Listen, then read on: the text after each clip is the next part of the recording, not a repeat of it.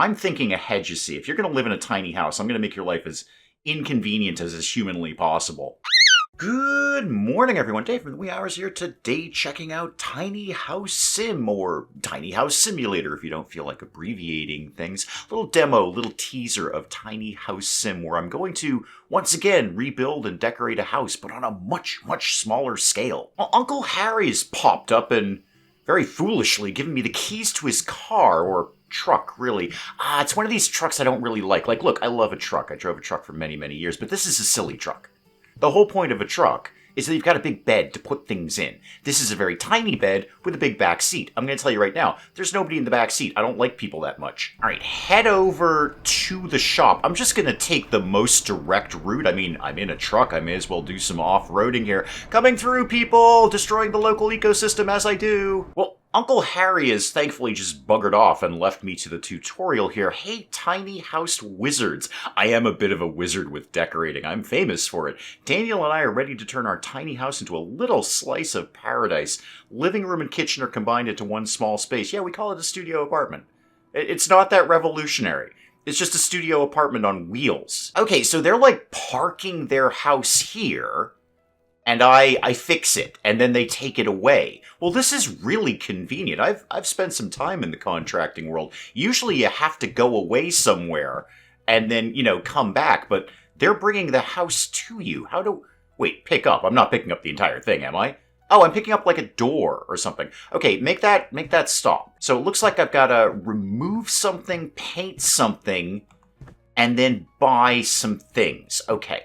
How do we go about doing that? All right, so I've got to remove all of these things. Well, let's start with that. Let's just keep it simple, Dave. It's a tiny house. Let's keep it. There's an exclamation mark in there. Is that part of the design? Okay, so what exactly do you need me to be doing here? Do you need me to take out everything?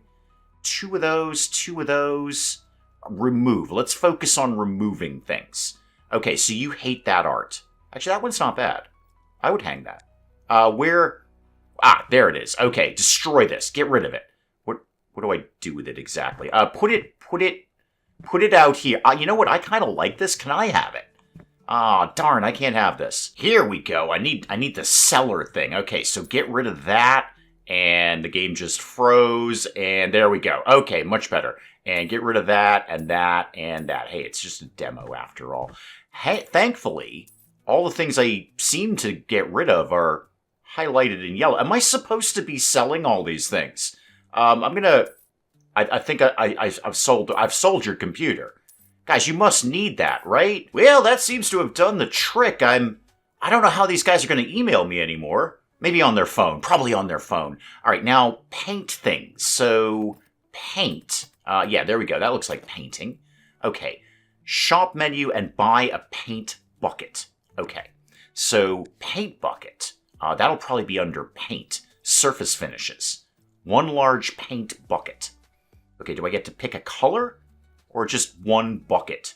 $326 for bright coat. And collect some paint, and then how do we go about it? Okay. We're just gonna paint all of this like this. Painting right over the wallpaper. Not really a good idea. That's gonna peel over time. I've been there. Unfortunately, my clients have been a little vague as to exactly what they want painted, so I've just been randomly painting everything to see if I can get above 17%. No luck so far, but apparently I have almost unlimited paint here, so by the end of the day, this entire place is going to be sort of a motley brown color.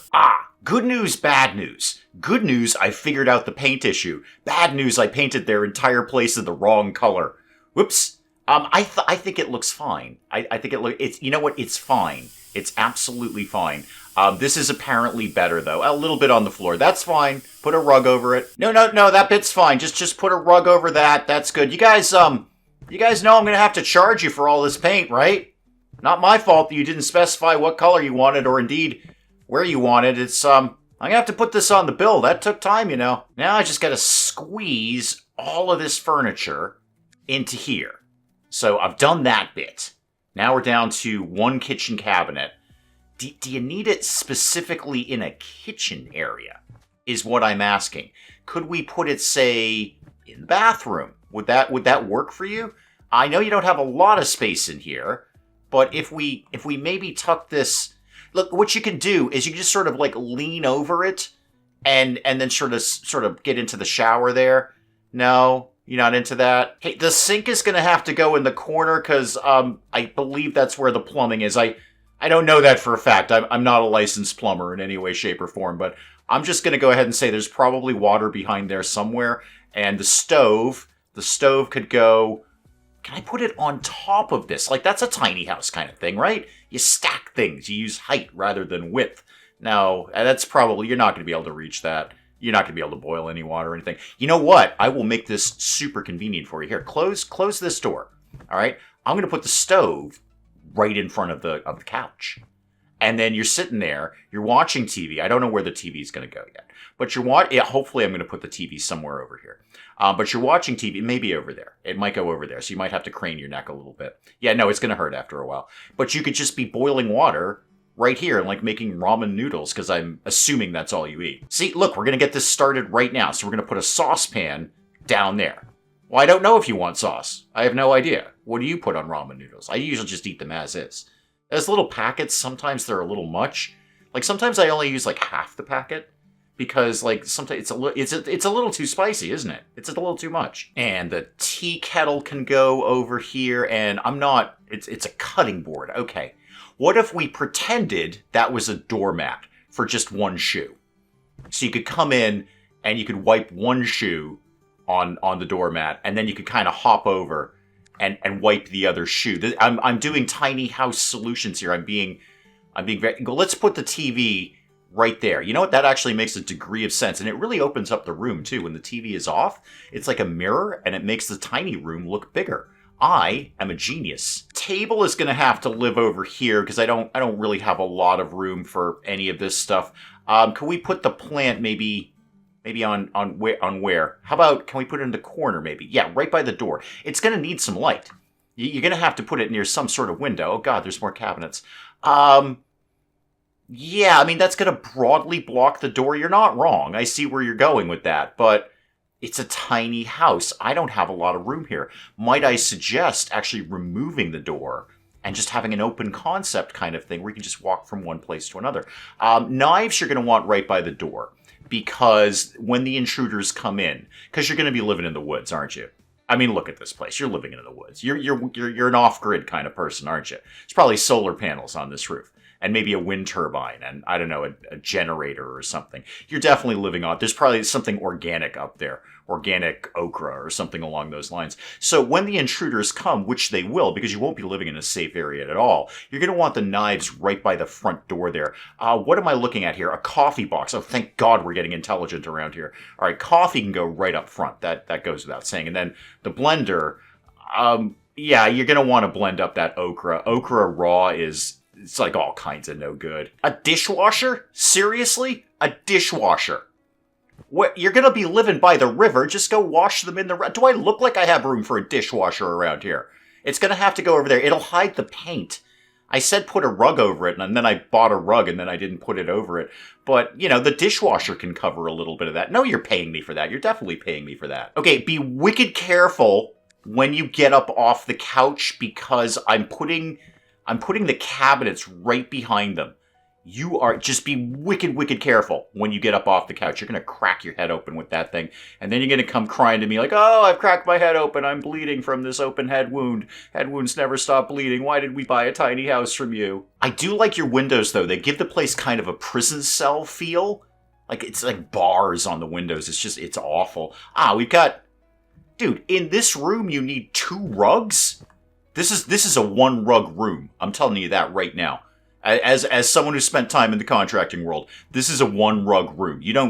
Where do you expect me to put a second rug in here? Well, I had to move the other rug. I hope you're happy now.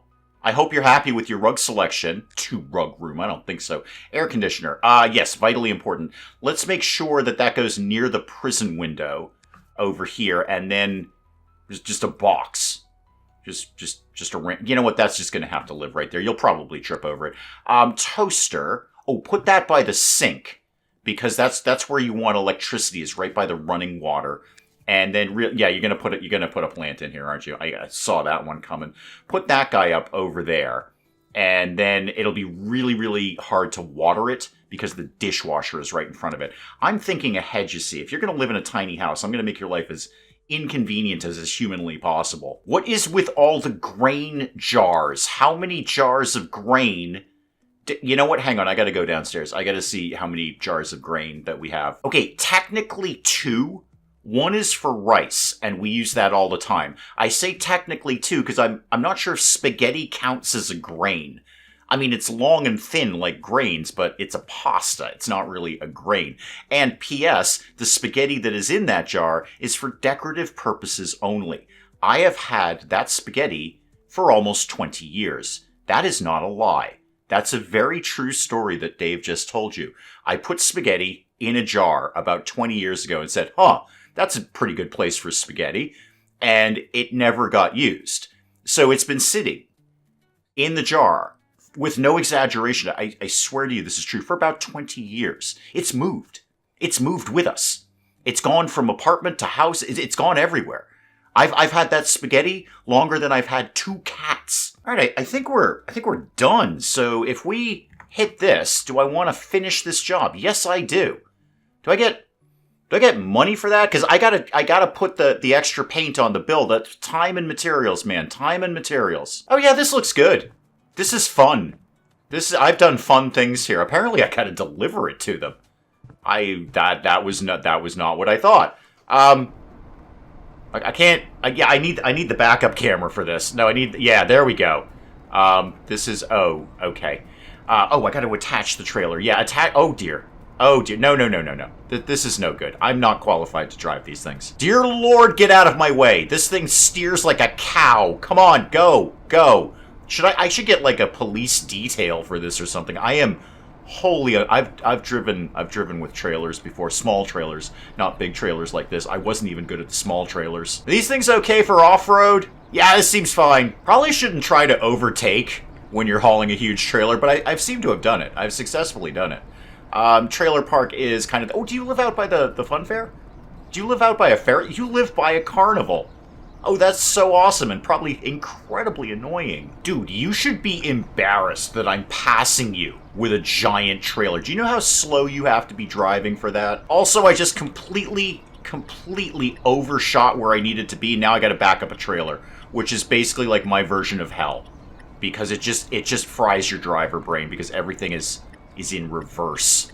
You do the opposite of everything that you're supposed to be doing, and it makes the driver part of your brain just fry. You know, I say we have to back it up, but this thing seems cool for off-road, if I can get it up this little hill here. Yeah, this is fine. This is, I've done fun things here. I'm stuck. I'm a little stuck. I'm not gonna lie about that. I'm a little stuck. Okay, we're back on track. That took me a little bit, going back and forth. You know how you do. Okay, this seems to be where I need to be here. So let's slow it down a little bit there. Slow it down.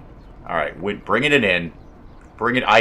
Please don't let me have to park this thing. Can we just push it? Like, for real, I've done this before, and I would try and be the last one at work, so somebody else would have to do this, because this is hell, backing up a trailer. Oh god, it's gone horribly wrong. Okay, nobody's surprised by that. But just nice and slow. Nice and slow. Okay, do everything backwards from the way you think you should be doing it. Okay, we're getting in the ballpark here. I mean, my solution was just always try and pull nice and straight and then just hopefully back it up in a straight line without... No, stop, without thinking too hard about it. I'm thinking too hard about it. Okay, looking good. Okay, we're getting there. I'm gonna call this has got to be close enough. All right, just no, a little bit like that, and then a little bit. I hate my life right now. What about if I just pull forward, because I'm not getting credit for my work here. That was it. Hang on. I could have done this much easier by just pulling forward. There. I'm done. Yes, whatever. $9,500. I'm gonna need to tack on a little extra for that paint. And apparently that's where the demo for Tiny House Sim, or indeed Tiny House Simulator, if you don't feel like abbreviating things, comes to a close. Guys, do please let me know what you thought of this in the comments below. And hey, if you enjoyed the video, do please leave a like down below. It does cheer me up no end when people do that. And if you're new to the channel, maybe just checking it out for the first time, feel free to hit that subscribe button. See more of this ridiculous nonsense.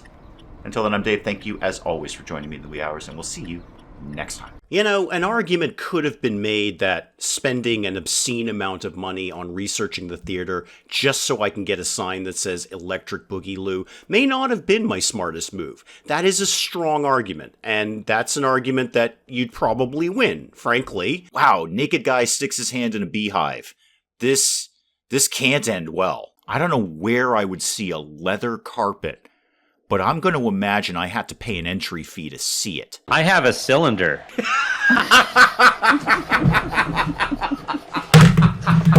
I broke Dave. Broke Dave.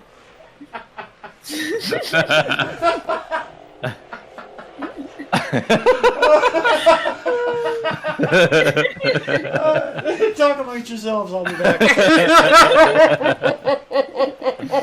I just dropped my controller. Oh my goodness.